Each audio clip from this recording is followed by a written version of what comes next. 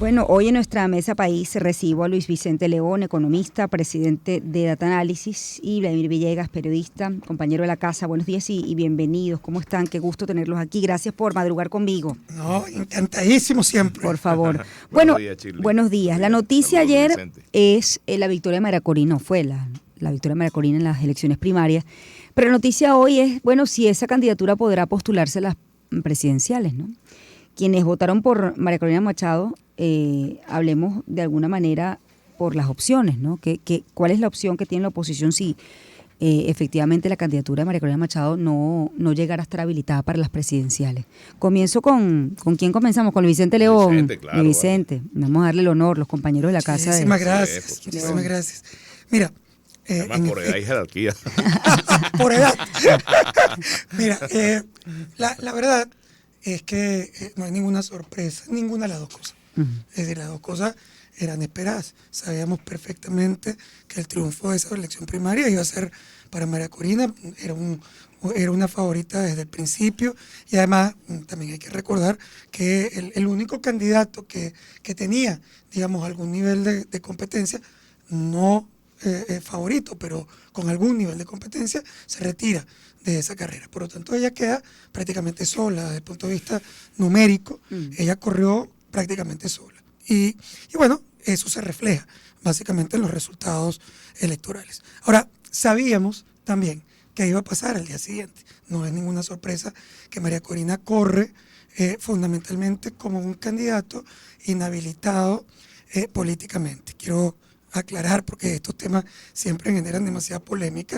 Cuando uno dice que María Corina está inhabilitada, parece que la gente interpreta que es que tú estás inhabilitando a María Corina Machado o que tú estás a favor de la inhabilitación, ¿no? Yo he dicho hasta el cansancio que para mí no es una inhabilitación constitucional, porque al leer la Constitución dice que las inhabilitaciones provienen de una decisión firme del juez. Pero también hay una ley de la Contraloría que probablemente es contradictoria con esa Constitución, que permite a la Contraloría hacer una inhabilitación administrativa. ¿Quién tiene la razón? Bueno, para mí, básicamente, yo además en democracia creo que las inhabilitaciones políticas no deberían existir. Yo creo que ahí sí coincido completamente con la idea de que en democracia el pueblo debe decidir y tiene el derecho a hacerlo con cualquier persona. Pero bueno, en todo caso, lo que yo opine no necesariamente es lo que opina el Tribunal Supremo de Justicia en Venezuela. Y ahí viene el tema central, que más allá de si es o no para nosotros legal o constitucional, hay una inhabilitación empírica. Olvídate, o sea, puedes decir una inhabilitación inconstitucional, pero lo inconstitucional es un adjetivo, estás inhabilitado. Y el hecho concreto de la inhabilitación es que tú hoy vas al Consejo Nacional Electoral y no te puedes inscribir. Es decir, ese elemento, de nuevo, que lo podemos rechazar. Es decir, no tiene nada que ver con si te gusta o no. Estamos haciendo un análisis fáctico. El hecho concreto es que no se puede inscribir. Para la oposición, eso, por supuesto, es un dolor de cabeza. ¿Por qué? Porque la primaria que debió resolver el problema de quién era tu candidato unitario, te genera el problema de que esa persona que ha sido seleccionada no se puede inscribir. Entonces ahora, ¿qué viene? ¿Cuáles son los escenarios? Hay muchos, por supuesto, porque estos temas son inciertos, pero por lo menos hay 3 escenarios, que lo digo muy rápido para permitir que Vladimir haga su análisis. Pero el primer escenario es, si uno tratara de interpretar lo que significa hasta el final de María Corina Machado, entonces a lo mejor lo que significa es que ella va a luchar ahora en todos los planos por su derecho a participar en el evento electoral, y que eso incluye protestas, movilizaciones, trabajo internacional, amenaza con el tema de la reversión de las licencias, de las sanciones. O sea, una lucha dura por esa defensa, que por cierto, desde el punto de vista constitucional, tiene el derecho a defender lo que ella considera son sus derechos políticos. Pero eso te puede conducir a elementos de conflicto. Eso puede ocurrir, como también puede ocurrir eventos que más bien terminen, si no triunfa, generando ilegitimidad y abstención al evento electoral presidencial, que son experiencias que ya hemos vivido en el pasado y que han sido terriblemente negativas para la oposición. El segundo escenario es que María Corina decida utilizar un derecho de gran elector y con ese resultado tan potente diga, mira, ¿sabes qué? Yo voy a escoger al final mi sustituto. Le voy a levantar la mano a alguien. Eso no es un escenario, en la política existe, pero bueno, ahí también hay un montón de bemoles. Primero, que el resto de la oposición lo acepte. Tú podrías decir, no importa porque sacaron muy poquitos votos en las primarias. Sí, sacaron poquitos votos en las primarias, pero son instituciones formales, tienen partidos y maquinaria, controlan la Asamblea Nacional, tienen PDVSA ad hoc, controlan el Banco Central en Estados Unidos. O sea, todas estas cosas que además representan institucionalmente a Venezuela frente a los Estados Unidos, son los negociadores. Es decir, hay un montón de cosas que tú no puedes olvidar. Y segundo, tampoco es verdad que el endoso a un candidato es automático. O sea que yo voté por Chirri y Chirri me dijo que como ella no puede ir, entonces yo voto por un pana de Chirri, pero a mí el pana de Chirri me parece, o sea, qué pena, pero no me gusta tu pana. Entonces, o sea, eso no hay, la votación es personal, personalísima. Por lo tanto, ese endoso no es tan simple. Y finalmente hay la posibilidad, que sería una de las más importantes, de que la oposición entre en cajú y entienda que necesita negociar, incorporar incluso a los que no te gustan, porque tú vas a luchar contra un adversario mucho más fuerte, con recursos, con control institucional, y tú necesitas básicamente todos los luchadores en ese proceso. Entonces es un consenso que te lleve a un candidato sustituto que permite una estrategia tipo Barinas que fue exitosa. A ver, Vladimir, ¿cómo lo percibes tú, no? Bueno, mira, todo lo que ha dicho Luis Vicente lo comparto. Bueno, palabras más, palabras menos, pero en un 99,9% lo comparto, digamos, ¿no? Porque evidentemente esos son los escenarios que se plantean. Pero hay varias cosas que se deducen del proceso del día domingo. En primer lugar, yo diría que la gran noticia no es el triunfo de María Corina, porque como lo dice Luis Vicente, eso estaba cantado. El tema es con cuál porcentaje, etcétera, con cuál votación. Pero yo diría que la gran noticia para mí, desde el punto de vista político, que es muy trascendental, es el rescate de la ruta electoral. El ciudadano vuelve a confiar en el voto como instrumento de cambio. Y eso es muy importante para el diseño de una estrategia política.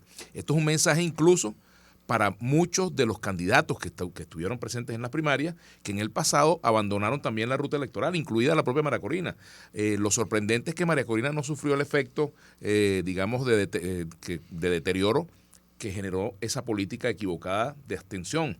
Y bueno, a partir de ahora, pues, evidentemente el mensaje es muy claro. La ciudadanía se movilizó ayer, el día domingo, para promover un cambio, para dejar sentado su reclamo, para dejar sentado su descontento y promover un cambio. Y confiaron en una figura, bueno, que durante todo este tiempo ha sabido meterse, pues, en el corazón de mucha gente. A mí, por ejemplo, yo en lo particular tengo muchas diferencias con ella, pero no puedo dejar de reconocer, evidentemente, que hay una realidad. Ella se ha convertido hoy, bueno, por mucho, en la lideresa de la oposición, o sea, por encima de liderazgos tradicionales, cohesionados. Ella ha pasado por encima de todos esos liderazgos y hoy en día es una alternativa. A tal punto de que ayer el chavismo decía lo que diga Chávez y hoy ese electorado dice lo que diga María Corina. Claro, en el caso de lo que diga Chávez, vimos que Chávez dejó, por ejemplo, a Nicolás Maduro. ¿Y cuántos votos no perdió Nicolás Maduro con respecto a la votación que sacó Chávez cuando compitió con Capriles en el año 2013? Es decir, hasta en esos casos en los cuales una figura en artículo mortis, por decirlo de alguna forma, deja encargado a alguien de asumir la batuta, puede incluso, eso no puede no ser la garantía de que la totalidad de esos votos vayan a la mano del candidato que fue designado. En el caso de María Corina, ella tiene que ver varias situaciones. En primer lugar, bueno, ver lo que pasó en Barinas. Tiene la grandeza política María Corina de decir, mira, pongo por encima el interés del país en vista de que la inhabilitación no hemos podido derrotarla, deposito mi confianza en fulano de tal. Ese es un escenario, ¿verdad? Que ella tenga esa voluntad política de hacerlo, pero también, como dice Luis Vicente, tiene el derecho. Si yo estuviese en sus circunstancias, haría exactamente lo mismo.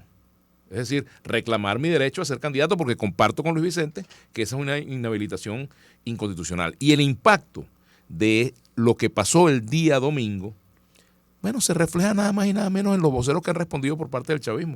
El presidente de la República, la primera combatiente, Diosdado Cabello, y de ahí en adelante. Es decir, ha tenido un impacto. Si fuese una primaria chucuta, chimba, bueno, quizás la respuesta hubiese sido un chiste, pero ya cuando comienzas a cuestionar la legitimidad de lo ocurrido, pues estás confesando que te afectó. Es decir, y yo diría que la consulta esa que viene para el día 3 de diciembre, por mucho que se invoque un sentimiento nacional con el cual todos estamos de acuerdo, la defensa del Esequibo, todo eso, tiene algo de respuesta preparada a lo que fue la movilización del día domingo, porque evidentemente ellos calculaban que en la primera se iba a dar, aunque Diosdado haya dicho que no se iba a dar, pues sabía que se iba a dar. El otro asunto, y ya para darte la palabra, Shirley, el otro asunto importante en todo esto es la capacidad que tenga María Corina de administrar ese triunfo, ¿verdad? De no dejarse hacer prisionera por su propio discurso, digamos, que en muchos momentos fue radical, extremista, lineadura, porque hay un electorado que no se siente identificado con eso, que quiere un cambio y que quiere un cambio, pero que no implique confrontación, que no implique riesgo, que no implique una vuelta a agendas que ya fueron dejadas en el pasado y que mostraron situaciones muy difíciles. Entonces, ella tiene que saber administrar eso y sumar muchas personas que no votaron por ella, porque evidentemente una votación muy importante, bueno, no sabemos todavía en definitiva cuál es el total de esa votación, pero hay muchos más electores por conquistar. Con 2 millones de votos, con 2 millones, con 3 millones que haya sacado, no se gana una elección. Justo quería preguntarle esto a Luis Vicente, ¿no? ¿Cuál fue en esta oportunidad el perfil del votante de María Corina? ¿Cuál es el perfil que tiene ella? Y si el perfil de María Corina de cara a unas presidenciales, suponiendo que la pudiesen habilitar y ella participe, si ella tiene quizás en su perfil la capacidad de conquistar los votos del chavismo, ¿no? Que quizás no están contentos con el gobierno actual, ¿no? Mire, yo no creo que María Corina es un candidato para conquistar los votos del chavismo, pero tampoco creo que lo necesita un candidato para ganar, porque el chavismo, igual que la oposición, son las colas de la segmentación política venezolana, y son colas relativamente pequeñas. O sea, aquí el gran elector no es el chavista, ni es el opositor. El gran elector es lo que a lo largo del tiempo se ha llamado Nini, que yo cuento rapidito una anécdota de esa palabra Nini, en el caso de Data Análisis, que fue quizás hace ya más de 20 años, quien utilizó por primera vez la etiqueta, fue un error técnico. En esa época no cabía en la computadora la etiqueta que nosotros teníamos, que era ni chavista ni opositor. Entonces el chico que hacía las láminas tuvo que poner ni. Y así se quedó. Nuestro Me Nini. imagino que le diste un bono a ese chico. Bueno, ese Nini hoy, que en aquel momento era un porcentaje de 30, 35, hoy es mucho más que 60% de los electores. Es lo que totales. llamaríamos el descontento, ¿verdad? Antes se llamaban independientes, después se llamaron no alineados políticamente, descontentos con todas las partes. Al final es un venezolano que en efecto no se siente conectado naturalmente ni con el gobierno ni con la oposición tal como la conoce, y que está buscando alternativas, que está abierto a esas alternativas. Lo que pasa es que esos Nini, y ahí me conecto con tu pregunta, no son homogéneos. Los chavistas son homogéneos y los opositores son... Ahí hay un poquitico más de fractura, porque hay opositores más radicales, hay opositores más moderados. Pero los Nini es una cosa completamente heterogénea, porque ahí hay gente que está ahí porque no le gusta el chavismo, pero no le gusta la oposición, o porque no le gusta el chavismo porque no es suficientemente radical, o no le gusta el chavismo porque es muy radical, a los que no le gusta la oposición porque es muy genuflexa, o no le gusta la oposición porque es demasiado radical. Entonces todo eso está mezclado. Entonces no es verdad que hay un actor que necesariamente calza con ese perfil de los no alineados políticamente.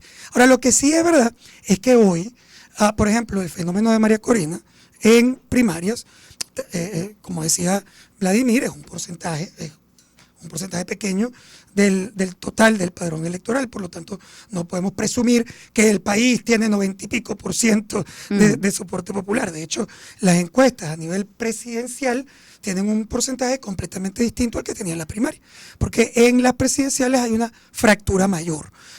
Tú tienes ahí otros candidatos opositores, incluso outsiders, que tienen un porcentaje. Ella aparece en la primera posición también en la presidencial, pero mucho más fracturada contra otros outsiders y candidatos opositores, y también con Maduro, que existe.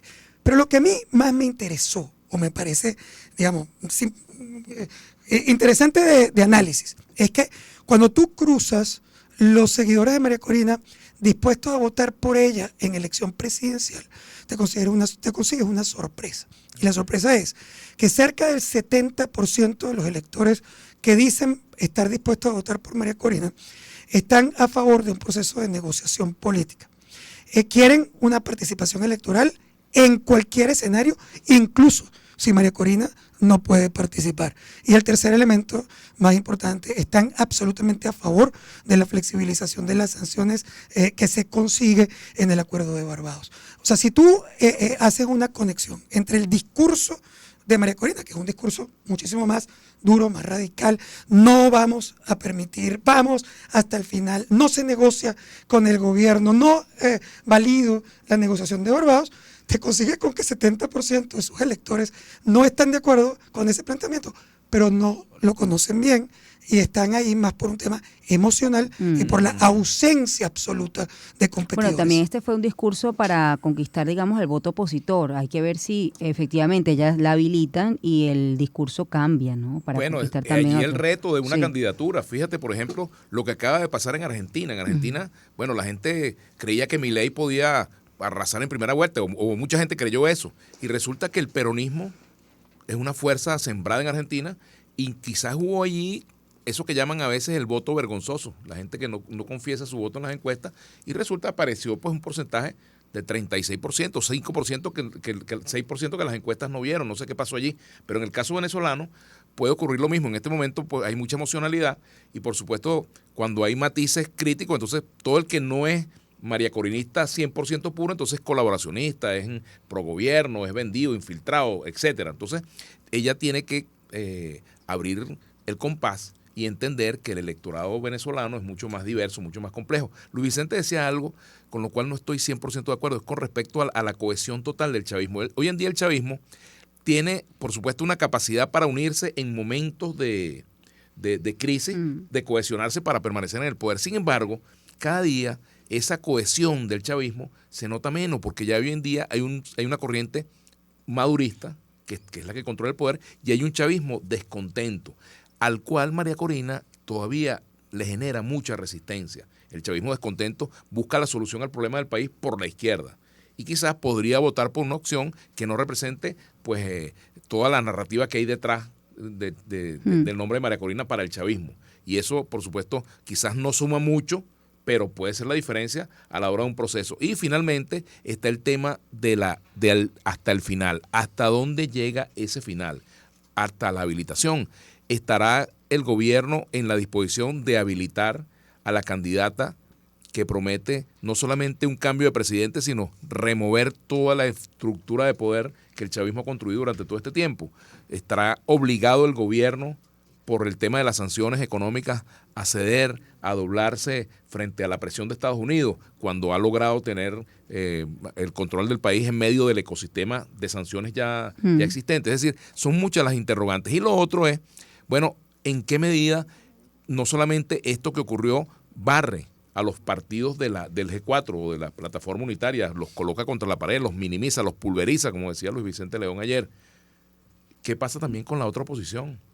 ¿Cuál es el mensaje que el país le está dando a los opositores light, a los opositores que les cuesta sacar de su boca una palabra contra Maduro, a los opositores que son vistos como, débiles, frágiles, colaboracionistas, etcétera, que incluso les han puesto el epíteto de alacrán, con el cual a mí no me gusta utilizarlo, pero a esto para los efectos de lo que ha sido el momento político? Lo que pasó incluso con Prosperi, es decir, todo esto forma parte de algo que hay que analizar a la hora de también ver su capacidad de sumar, porque a lo mejor ella logra concitar el mayor apoyo del electorado que está en torno a la plataforma unitaria, pero ¿qué va a pasar con ese electorado que también obtuvo una votación, con ese sector político que en su momento también obtuvo una votación? Yo creo que también este resultado los impacta y los obliga a revisarse, porque el país lo que compró el día domingo es una oposición verdadera. O sea, la oposición, el país que votó en las primarias no quiere una oposición tapa amarilla. Y eso está claro, no quiere una oposición que sea ni extremista, porque votó pero tampoco quiere una oposición entreguista, y eso es una reflexión para todos. Tenemos que hacer una pausa. ¿Te sorprendió, Luis Vicente, la movilización y la participación el día domingo? Sobre todo porque había mucha desconfianza en la logística del proceso, ¿no? Me lo vas a responder al regreso. Hacemos una pausa breve, ya volvemos. Sonidos que te llenan de alegría en todo el país. Circuito Onda. Onda 107.9 en Caracas. Onda 104.5 en Barquisimeto. Onda 91.5 en Puerto La Cruz. Onda 107.3 en Maracaibo. Onda 103.5 en Ciudad Bolívar. Turismo 105.5 en Vargas. Onda 90.3 en Acarigua. Sonidos con identidad al alcance de tus oídos. Supernova 103.9 en Guarenas. Onda 96.3 en Maturín. Onda 105.3 en Mérida. Onda 100.9 en Valencia. Onda 105.1 en Margarita. El entretenimiento al ritmo del mundo. Así somos. Circuito Onda. La superestación.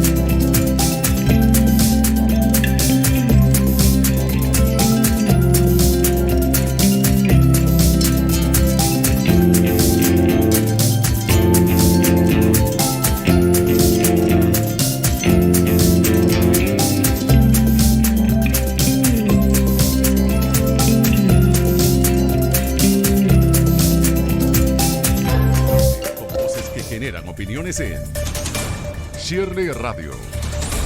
Bueno, hoy en nuestra mesa país tengo a Luis Vicente León, economista, presidente de Data Analysis, y Vladimir Villegas, periodista y amigo de la casa, compañero de la casa.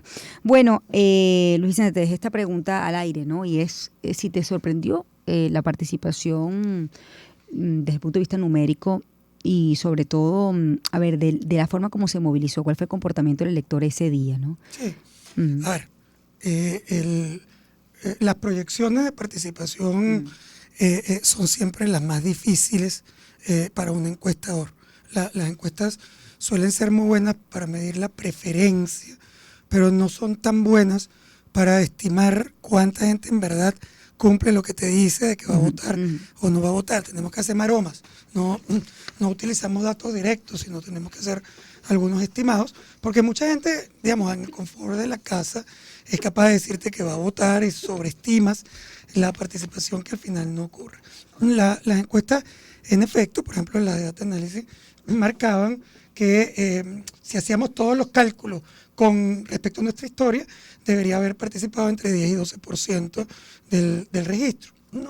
No es tan distinto, en realidad, a lo que quizás vamos a ver un poco más, pero no es algo estrambóticamente diferente. Sin embargo, nosotros pensamos, fíjate, nosotros retamos la encuesta cuando hicimos proyección y nosotros estábamos estimando que debía haber alrededor de 1 millón de personas en la participación, porque pensamos que las dificultades operativas, el retraso en el tema de información, el hecho de que tú no estabas votando en tu propio centro de votación podía generar algo de merma en el proceso. Que bueno, al final no pasó. Fíjate que termina habiendo una participación numérica que es superior en todo caso a la que la mayoría de los analistas proyectaba. ¿Es un número raro? No. En la práctica, si tú lo miras, es un número superior a las proyecciones porque estabas considerando un montón de bloqueadores, pero también es verdad que los bloqueadores se liberaron bastante luego del acuerdo de Barbados. O sea que aquí hay un tema que yo creo que a veces, porque a la gente no le gusta mucho analizar esas cosas más sofisticadas, pero vamos a estar claros, nosotros tenemos una elección primaria y podemos estar aquí discutiéndola porque hubo un acuerdo en Barbados. Si no hubiera habido un acuerdo en Barbados, nosotros no tendríamos ni siquiera una discusión sobre las primarias. Y si hubiera habido primarias, probablemente estuviéramos hablando de una votación completamente pírrica, porque si hubieran formado escándalos en diferentes partes del país que hubieran impedido el proceso electoral, hubiera visto unos puntos rojos en un montón de lados filmando gente que hubiera espantado. Nada de eso pasó. ¿Hubo problemas? Sí, claro. Todos los procesos electorales siempre tienen eventos. Es natural. Vas a tener mesas que empezaron tarde, gente que en algunas mesas se robaron un material. O gente que no apareció en el registro. Todo eso siempre va a ocurrir. Pero yo no diría que ese es el elemento marcador de las elecciones primarias. Las elecciones primarias ocurrieron. Primero, había un riesgo completamente certero de que hubiera una acción judicial en contra de la elección primaria. Y hubiera ocurrido y el Tribunal Supremo de Justicia hubiera podido decir, tú no puedes hacer esas primarias sin el Consejo Nacional Electoral, porque la ley sí dice que el Consejo Nacional Electoral juega un rol en ese tipo de elecciones. Segundo, hubiera podido decir que era una oferta engañosa, porque estabas eligiendo un candidato entre dos candidatos favoritos que estaban inhabilitados los dos. O sea, ¿todo eso hubiera podido pasar? Sí. ¿Por qué no pasó? Porque el gobierno le dio nota, déjate tranquilo. No, pasó porque sí estaba en la mesa de discusión. De hecho, el acuerdo formal firmado en Barbados sí dice explícitamente que se iba a permitir, o que el gobierno iba a permitir que la oposición pudiera escoger su candidato de manera libre. Y lo cumplió dentro de los parámetros que uno sabe que, no, que en Venezuela no todo funciona homogéneo. Pero se cumplió. La segunda parte, para que tú veas que fue con la que iniciamos esta discusión, que es la de la inhabilitación, esa no está realmente en el acuerdo. O sea, en el acuerdo, entre las partes, se pusieron de acuerdo y el gobierno garantizó la primaria. En cambio, en el acuerdo, el gobierno jamás dijo y aceptó la propuesta que hicieron 1000 veces la oposición en los Estados Unidos, y yo además también la confirmo y la afirmo. El gobierno jamás dijo que iba a habilitar un candidato inhabilitado. A ver, el tema de la inhabilitación, yo regreso a esto sobre todo porque ¿quién pudiese ser? Fíjate, hablemos de los que participaron en las primarias.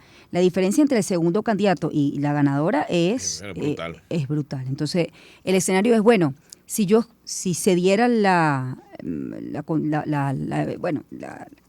como está planteado ahorita, pues no se habilita a María Corina Machado y hay que escoger un candidato. Bueno, lo escoge dentro de las primarias tomando en cuenta que el segundo candidato no recoge, bueno, yo creo que ni un tercio pues del voto que sí recogió María Corina en las elecciones.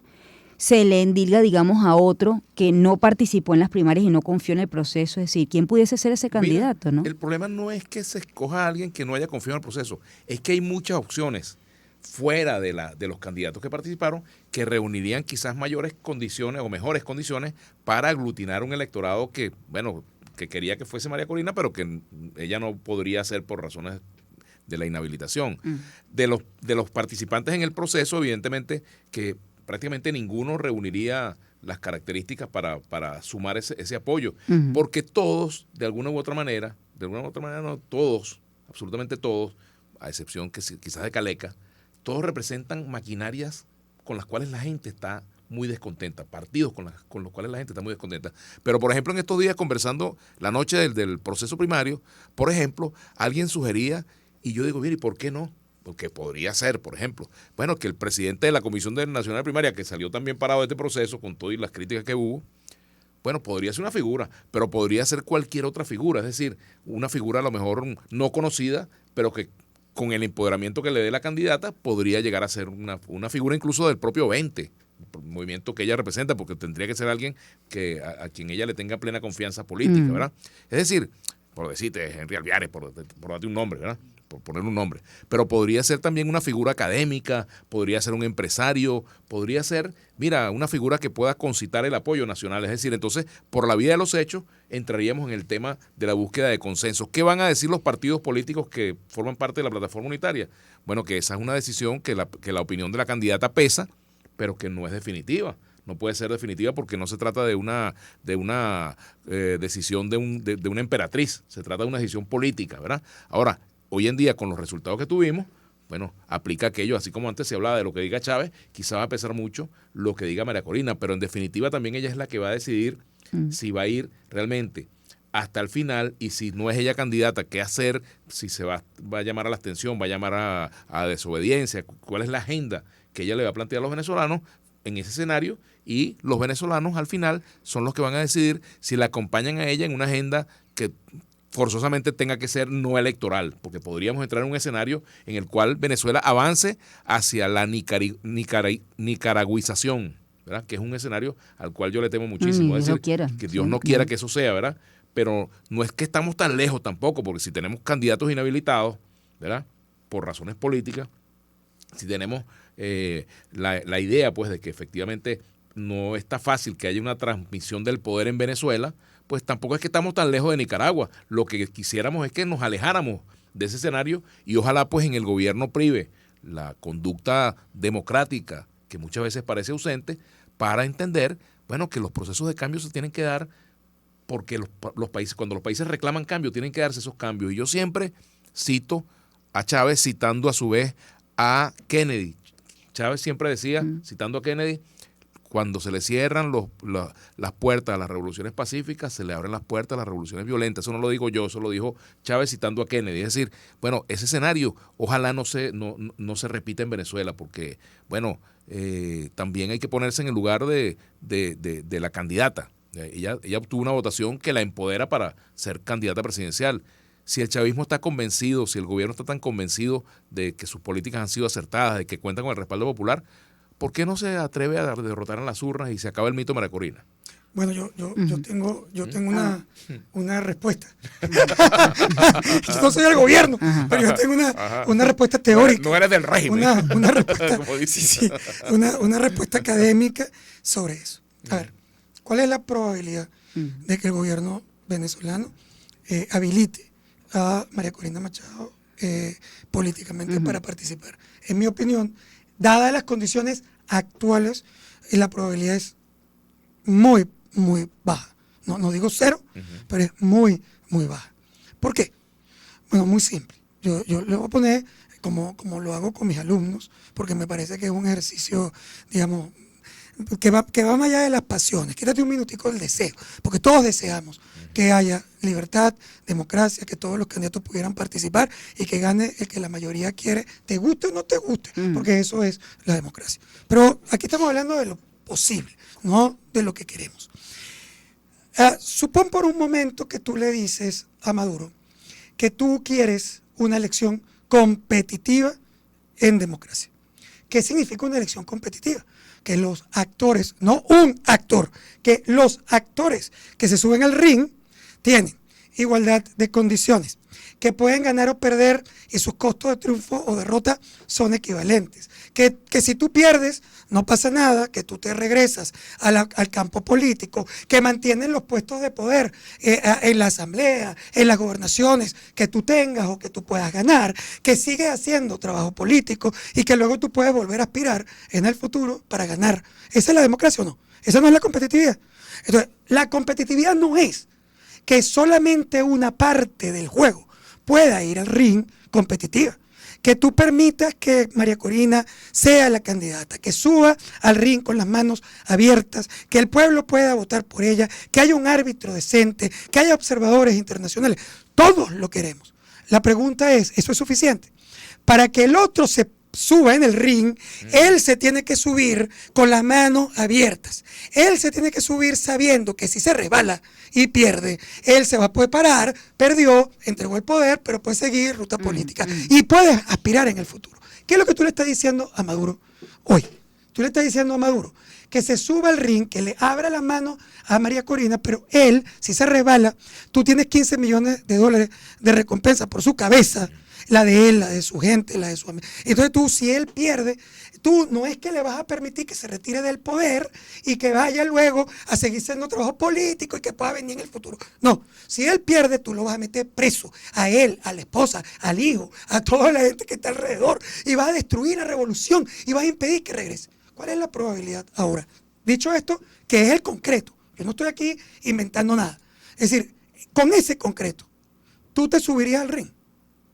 Esa es la pregunta. O sea, ¿existe alguna posibilidad? Porque tú dices, ¿por qué no se sube si él se confía en él? Porque primero incluso te puede resbalar. Primero porque además sabe que su gobierno es malo, vamos a estar claros. Y que sus niveles de popularidad de gobierno son bastante bajos. Es un primer elemento. Pero el segundo elemento, aunque no lo fuera, tú en política siempre asumes un riesgo.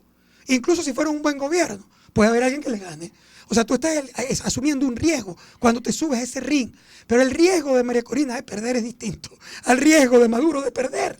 O sea, hay un desequilibrio brutal. Y por lo tanto, si tú no resuelves ese desequilibrio, que solo se resuelve en una negociación que reduzca los costos de salida, en este proceso, la probabilidad es nula. Fíjate, Luis Vicente, ahí entra el tema, Luis Vicente y Shirley, el tema precisamente del día después. Aquí nunca se ha conversado acerca del día después. ¿Qué va a pasar conmigo si pierdo la elección, si salgo del poder? ¿Quién me garantiza a mí que salgo del poder con condiciones de seguir en la política, de seguir en libertad, que se me quiten las sanciones, que se me quiten las recompensas que tengo encima, que se me quiten las amenazas que hay? De hecho, fíjate, el fiscal acaba de ordenar la imputación de un ciudadano porque precisamente le mostró a los chavistas, incluso ni siquiera a los jefes, sino a todos, bueno, que los va a denunciar, que los va a perseguir, que no sé qué. Yo no estoy de acuerdo con ese tipo ni con lo que dijo ese señor, ni que se esté buscando de criminalizar ese tipo de opiniones que al final son ridículas, son estúpidas. Bueno, en los procesos de transición, claro, fíjate, además, Sudáfrica, si tú tuviste que gobernar, Chile, claro. Uruguay, Argentina, hay demasiados ejemplos. Sí. O sea, yo no perdería, si yo fuese fiscal, no perdería tiempo en eso. Simplemente creo que es un tema de conducta política y también de que la candidata es la que tiene que marcar el paso en ese sentido, ¿verdad? Y dejar de lado ese tipo de posiciones que pueden, bueno, engrinchar cada vez más también a quienes están en el poder, pero evidentemente las condiciones para la participación en unas elecciones tiene que venir dada precisamente por un sentimiento de seguridad frente a lo que me puede pasar si yo pierdo el poder. Ahora, tampoco es que el chavismo está de manos amarradas, eso hay que entenderlo, hablando de que en las manos sueltas, o sea, el chavismo tiene muchos elementos todavía para poder mantener el poder. Uno es, por ejemplo, estimular la división, estimular la división de la oposición, que ya de por sí tiene sus propias divisiones, estimular la división, estimular el surgimiento de otras candidaturas. Y bueno, mira, yo he planteado en otros momentos ese escenario, a lo mejor hoy en día no está del todo claro, pero si en el determinado momento de la campaña electoral o de aquí al día de las elecciones, los números no le dan, o sea, se logra consolidar una candidatura distinta a la María Corina o ella misma incluso, en la fantasía de que sea habilitada, si los números no le dan al chavismo para ganar una elección, pueden haber varios escenarios. Uno, primero, bueno, puede no haber elecciones.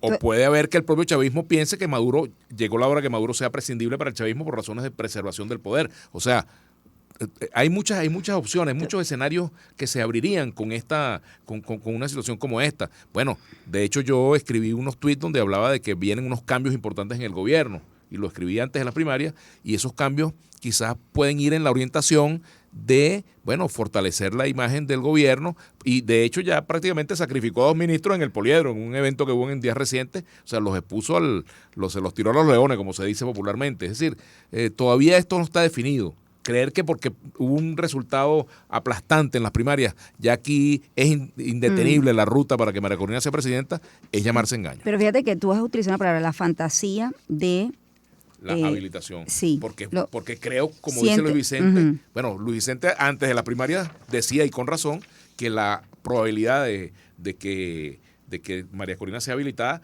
era cercana a 0 y hacía el circulito, ¿verdad? Bueno, yo creo que todavía estamos más cerca del 0 que del 10, ¿verdad? Pero, bueno, lo lógico sería, no es un tema de deseo, es un tema de realidad, como dice Luis Vicente. Yo, por ejemplo, estoy en contra de las inhabilitaciones, ¿verdad? Y reclamé y lo sigo reclamando que eso tiene que acabarse en Venezuela. Inhabilitación es absolutamente caprichosa, ¿verdad? Pero lamentablemente la realidad es la realidad. Y si no fuese así, Ledesma no hubiera sido el sustituto de Leopoldo López en las elecciones para alcalde mayor. Y si no fuese así, Superlano no hubiese cedido en el tema de su candidatura y hubiese apoyado a otro candidato. Es decir, la realidad política a veces te obliga a eso. Y bueno, la política es así. Lamentablemente no siempre el centro tiene que ser una figura, sino un objetivo. ¿Cuál es el objetivo? Producir un cambio en Venezuela. Ese objetivo pasa por sustituir la candidatura de María Corina si se llega a ese punto. Pues bueno, esa es una decisión que ella debe tomar y la dirigencia política que la acompaña también debe pasearse por eso. Pero eso no quiere decir que ella tenga que ya de una vez por todas entregarse. Pero bueno, por supuesto, si yo estuviera en el lugar de ella, yo también lucharía porque se me habilite. Y cuidado si hasta me encadeno en el CNE, por ejemplo. Bueno, por decirte. Yo tengo que despedirlos. Les agradezco mucho a ambos por haberme acompañado esta mañana en nuestra mesa País Interesante. Tengo que leer la cartilla. Estamos en la obligación de recordarle que de acuerdo a la legislación vigente, el término usurpador, dictador, régimen como calificativo del gobierno actual o del presidente Maduro incita al desconocimiento de las autoridades legítimamente constituidas en la República Bolivariana de Venezuela. Vamos a hacer una pausa, ya volvemos. De acuerdo. Esto fue Mesa País.